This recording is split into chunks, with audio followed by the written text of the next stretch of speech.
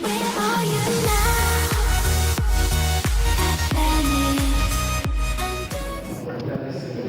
gracias a la academia por la invitación. La verdad que es un placer, una satisfacción enorme estar presente acá, junto a tantos colegas de lo que es la rehabilitación deportiva. El cambio de paradigma en el abordaje del hombro puede parecer un título bastante abierto, sin embargo el mensaje es bastante conciso y es acerca de una problemática que tenemos casi siempre a la hora de abordar un paciente con patología del hombro. Esto básicamente se abre una discusión y la idea justamente es tratar de generar todo tipo de intercambio de conocimientos en base a qué es lo que está publicado y lo que estamos viendo día a día. ¿Sí?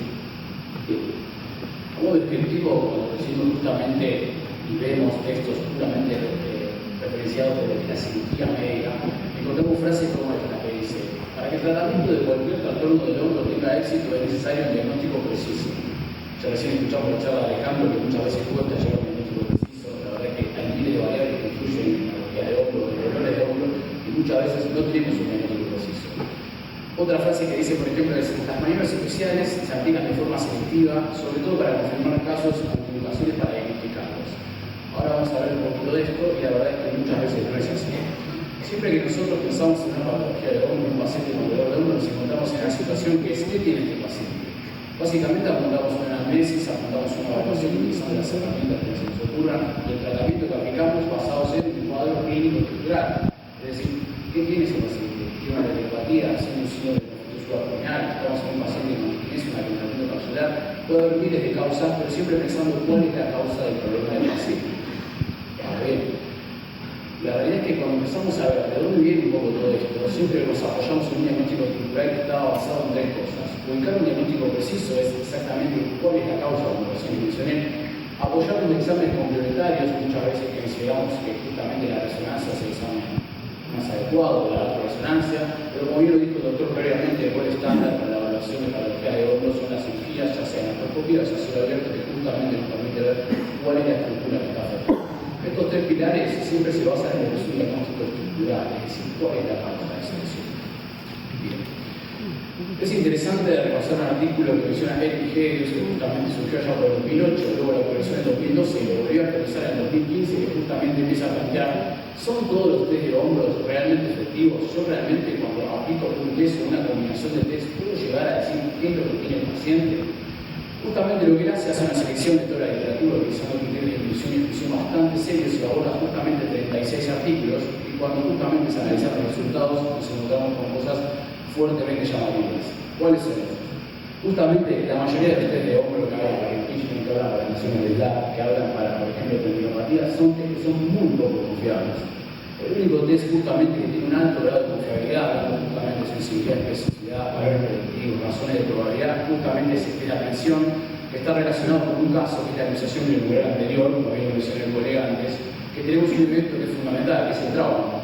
Yo puedo asociar el trauma y encima lo estoy confirmando con un test. Por lo tanto, puedo utilizar este test y asegurarme que es una herramienta realmente confiable. ¿Sí? Sin embargo, para las otras patologías no puedo asegurarme de realmente diagnosticar o confirmar mi diagnóstico utilizando un test. Por lo tanto, no puedo dejar que estas situaciones. Muchas veces utilizamos justamente para tratar de ver cuál es la severidad de la patología de hombro en las imágenes. Utilizamos la resonancia y muchas veces calificamos que un paciente tiene un mal diagnóstico en base a lo que dice la imagen.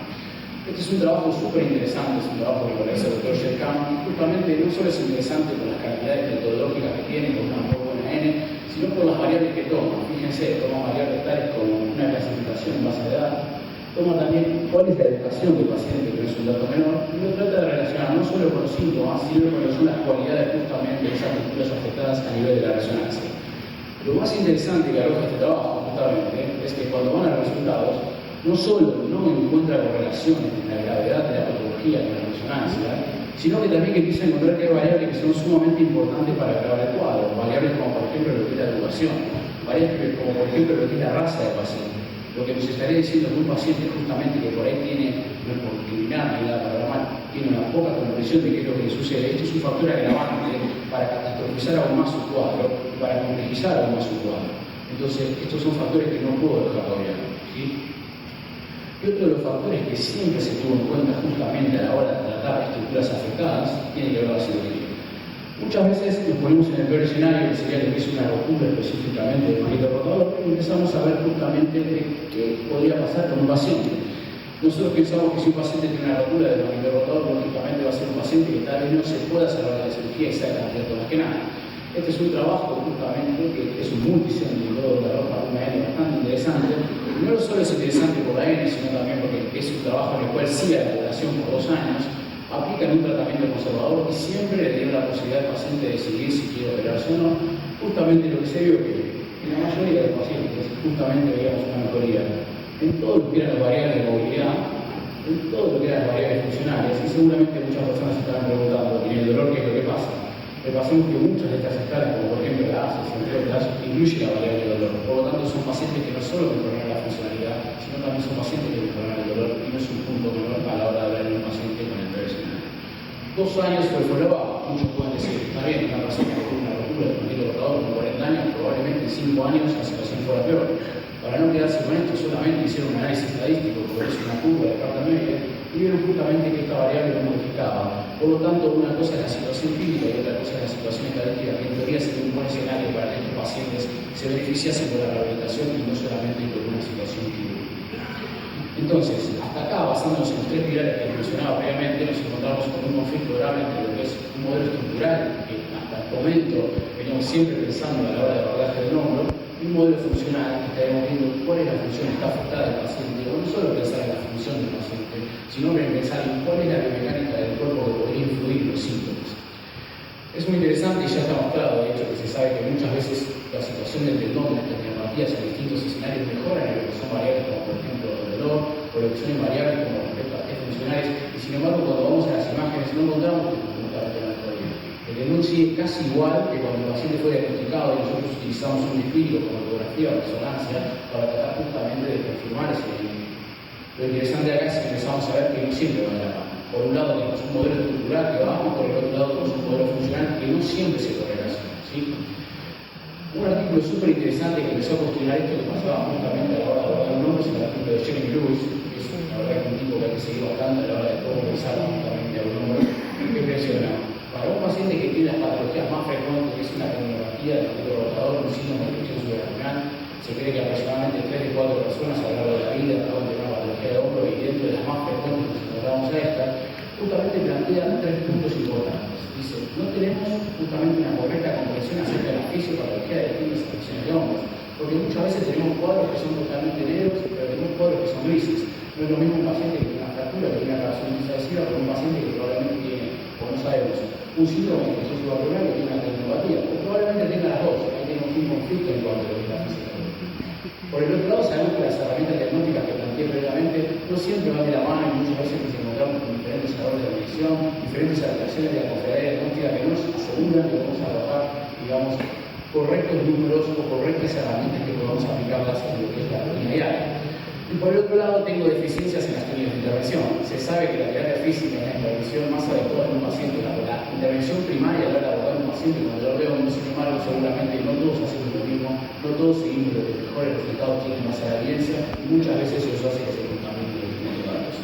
Jeremy Lewis lo que propone justamente en base a esta complicancia es proponer lo que ya mencioné Alejandro previamente, que es el Shoulder Symptom Monitoring Procedure, y básicamente lo que hace es aplicar distintas variables biomecánicas y ver cómo se influyen los síntomas. Es decir, sabemos que un paciente se tiene justamente patología de escápula, puede estar alterando lo que es justamente la mecánica a nivel de la regulación general.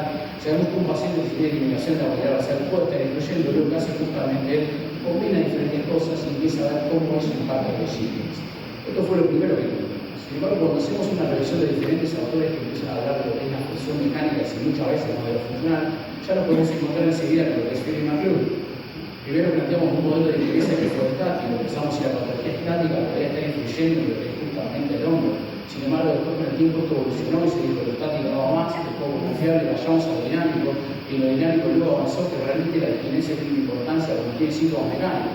Si yo no encuentro síntomas mecánicos a la hora de un paciente con discriminancia, claramente es un dato, no me está aportando nada más. ¿Bien? Y si queremos seguir viendo los autores que nos arreglen un poco dentro de lo que es el conflicto a nivel justamente de lo funcional y estructural, podemos ver justamente lo que dice Angus. Angus lo que justo propone es un algoritmo en base a lo que son diferentes test clínicos, que como les mencioné primero en el análisis de ejes, son test clínicos que tienen poca confiabilidad. Sin embargo, justamente lo que ella hace es combinar los estudios. Y hay trabajos, lo que es la actualización de ejes en 2015, que que ve justamente que cuando combinamos estos diferentes test clínicos tengo una modificación de esos valores. Por lo tanto, podrían ser herramientas mucho más confiables utilizar esos test aislados. ¿Por qué hacen concursos? Básicamente proponen cosas, dicen. ¿Qué es lo que utilizan EGEUS para tratar de ver cuál es el estándar? Utiliza simplemente la endoscopía o cirugía ciega, porque ahí determina si el paciente, cuando se hizo un test clínico previamente, realmente tiene esa patología. Sin embargo, cuando realizan eso, tenemos que pensar que el paciente está buscándose una lesión estructural. Si yo creo que el paciente tiene síndrome de infección subabdominal, probablemente muchas veces si el paciente está anestesiado, puede encontrar un resultado que aporte mucho, como parece que el paciente está en posición bípeda, con un correcto control motor que ahí tiene un impacto biomecánico en el momento. A la vez se empieza a decir que los diferentes estudios biomecánicos que se dan a través de justamente ver el impacto de lo que pasa con el movimiento de la escápula a lo largo de la liberación neuronal demuestra que la posición de esta efecto, algo que se contradice con lo que dice EGEUS, y lo que dice es utilizarlo como una herramienta de técnica sintomática. Básicamente, entiendo que es uno de los que más sabes obviamente de todo lo que es la patología de escápula, lo que le impacta dice, yo sé que ustedes firman es un tema confiable, si tiene buena confiabilidad líder, buena confiabilidad intraobservador, sin embargo, yo lo sigo haciendo la relación estática, porque muchas veces busco datos clínicos que no los puedo correlacionar de lo que es la parte táctica. Es interesante verlo. ¿Qué tengo que pensar entonces en un diagnóstico funcional? Básicamente en cuatro cosas. Tengo que pensar en los síntomas, si son síntomas mecánicos, si son síntomas más tirando a los químicos, qué medida biomecánica puede estar influenciando justamente en estos síntomas y cómo puedo predecir la función del paciente. Y un punto menor, muchas veces, específicamente si hay algún colega acá que trabaja en el hospital, son los factores biopsicosociales. Todo lo que la persona sepa acerca, por ejemplo, del dolor del hombro, muchas veces la persona cree que la razón de por qué le duele el hombro porque tiene artrosis es una persona que tiene arriba de 40 años y probablemente todo el mundo de 40 años tiene artrosis y eso no sea su causa de dolor, es algo que está grabando el cuadro y es importante tenerlo en cuenta a la hora de ver el paciente con dolor de hombro.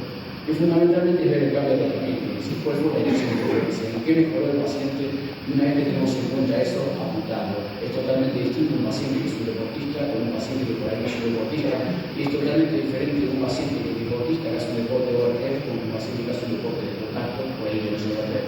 Por lo tanto, son variables que uno tiene que ir teniendo en cuenta. Es fundamental tener en cuenta, por ejemplo, lo que propone Jeremy Lewis, siempre buscando cuál es la mejor alternativa para el paciente, porque son las tres partes de la medicina basada en la evidencia, la mejor evidencia científica disponible, la experiencia clínica de cada profesional, que no es un dato menor, obviamente, y cuál es la preferencia del paciente. Sin embargo, dos puntos que no es importante es basado en lo que es la teoría y la práctica, que muchas veces va de la mano, lo que yo leo y lo que lo puedo relacionar, y muchas veces basados en los costos económicos, que obviamente no todo el mundo tiene la posibilidad de poder aportar cuál es el mejor approach para ver un paciente. Como conclusión es importante tener en cuenta que los test de clínicos no representan baja confiabilidad diagnóstica, que no es algo que siempre nos podamos utilizar. Sabemos que si nos mezclamos entre sí la confiabilidad aumenta y por ahí es interesante utilizarlo como un dato para cada paciente. No es posible correlacionar la gravedad de lesión de justamente la estructura, como por ejemplo el magnito rotador, con resonancia magnética, con síntomas, hay muchos factores que agravan este cuadro. Y la lesión del hombro es importante que tengamos en cuenta la terapia física es la primera opción de tratamiento. Sin embargo, no sabemos cuál es la mejor y estaría bueno que en el futuro podamos coordinar y saber cuál es la mejor. Sigamos investigando y lleguemos a un consenso de cuál es la mejor terapia física para cada situación. La evaluación médica no es una evaluación kinésica, probablemente nuestro colega el doctor puede hacer una evaluación médica y esté pensando justamente cuál es la estructura que esté afectada. Nosotros tenemos que pensar en otras cosas, tenemos que pensar en qué es lo que influencia la biomecánica y de qué mano va el tratamiento y cómo podemos gestionarlo. El síntoma siempre tiene que estar relacionado con la función afectada, un poco lo que propone Jeremy Lewis, y el diagnóstico funcional es un diagnóstico individual, que probablemente muchas veces cueste realizar un grupo homogéneo, poner que todos se comportan de una misma manera. Generalmente esto se puede hacer por diferentes tipos de deportes, pero por ahí en otras poblaciones es mucho más difícil de realizar. ¿Sí?